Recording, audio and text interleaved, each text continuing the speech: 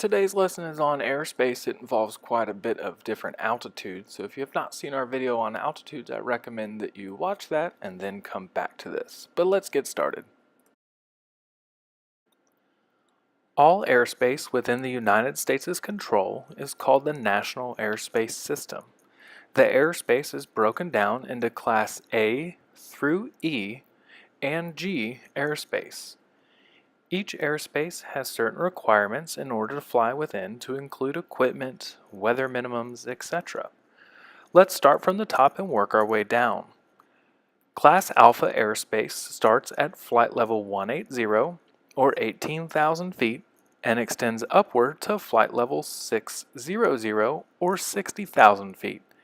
To operate in this airspace, you must be an instrument-rated pilot on an Instrument Flight Rules flight plan, and your aircraft must have a Mode C transponder.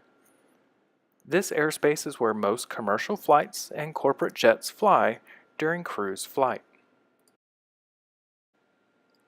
Class Bravo airspace surrounds our nation's largest airports such as Los Angeles, Chicago, JFK, Orlando, and Honolulu. Class Bravo airspace looks like an upside-down wedding cake, which will make it easier for you to picture the airspace when looking on a map. Class Bravo airspace normally starts at the surface or ground and then extends upward to 10,000 feet MSL. The top layer of the airspace is normally 40 miles across or 20 miles in each direction from the airport. You will notice in the picture on the right, the rings around the airport are in solid blue lines. These are the layers of the cake, and solid blue lines depict a Class Bravo airspace on a map. So let's take a deeper look. We see here that the inside ring says 70 over surface. This means that this layer starts at the surface of the ground and extends upward to 7,000 feet. The next ring says 70 over 20. This means the ring starts at 2,000 feet and extends upward to 7,000 feet. This ring sits on top of the inside ring, and the next ring starts at 3,000 feet and extends upward to 7,000 feet, sitting on top of the second layer. This is where the upside-down wedding cake shape comes to form. When we look at the airspace on a map, we need to picture the space as a three-dimensional object. Here's what the rings would look like in 3D. Next we have Class C or Class Charlie airspace. Class Charlie airspace is shown on the map by a solid magenta line. This airspace surrounds heavy traffic airports that are slightly less congested than Class Bravo. These include airports like Fresno, Raleigh-Durham, and Maui. Class C looks like an upside-down two-tier cake, similar to the Class B, but with only two layers. The top of this airspace is normally at 4,000 feet above ground level. If you are having trouble with the AGL and MSL, I'd recommend you look at our video on altitudes and then come back after you've brushed up on your terms. As we can see in this picture, the middle ring starts at the surface of the airport and extends upward to 4,000 feet. The outer ring starts at 1,200 feet and extends up to 4,000 feet. The Class C bottom layer is normally 10 miles across, 5 miles in either direction from the airport. The top layer is 20 miles across or 10 miles in each direction from the airport. This is Class D or Delta airspace. It is depicted on charts by a dashed blue line. This airspace normally extends 4 miles in each direction from the airport and upwards from the surface to 2,500 feet AGL. The height in MSL is located in the box shown here as 2.7. This means the top of the airspace is located at 2,700 feet MSL. If we look at the airport information on the chart shown here by the yellow line, we will notice the airport's elevation is roughly 200 feet. Therefore, we take the 200 feet, add it to 2,500 feet to get to 2,700 feet MSL. Here we have Class E airspace. It is depicted by dashed magenta lines. Class E is the least busy airspace when around an airport compared to airports that are surrounded by a Class Bravo, Charlie, or Delta.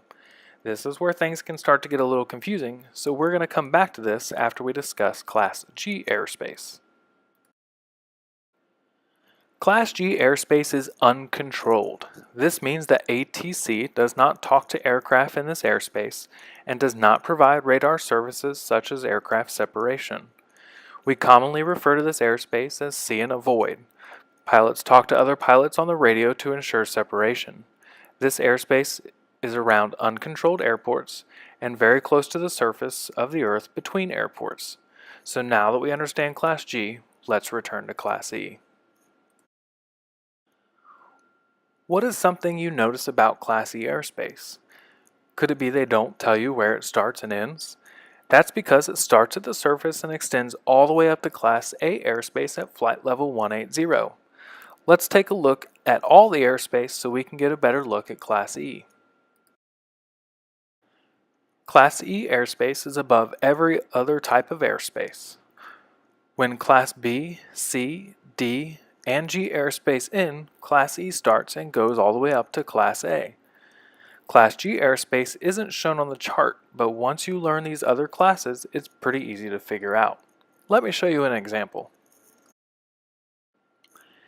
Here we see a faded magenta line around an airport. This means that the Class E extends down to 1,200 feet on the outside and 700 feet everywhere on the inside. So Class E airspace doesn't tell you where the top is, but it tells you where the bottom is. Everything below 1,200 feet on the outside and 7,000 feet on the inside is Class G. So there you have it. Class E starts at the bottom of Class A and goes all the way down to either 1,200 feet or 700 feet if you see the shaded magenta line, or all the way to the surface if you see the dashed magenta line. Everything below it, Class G. So now that you understand how to identify airspace, we need to learn what we need in order to fly in that airspace. As pilots, we are required to adhere to rules inside each airspace. As we previously discussed, you must be an instrument-rated pilot to enter Class A airspace, as well as be on an instrument flight rules flight plan, have a Mode C transponder, and be in radio communication with air traffic control. A Mode C transponder encodes your altitude with your 4-digit ATC assigned code so that ATC can see all of your information on radar.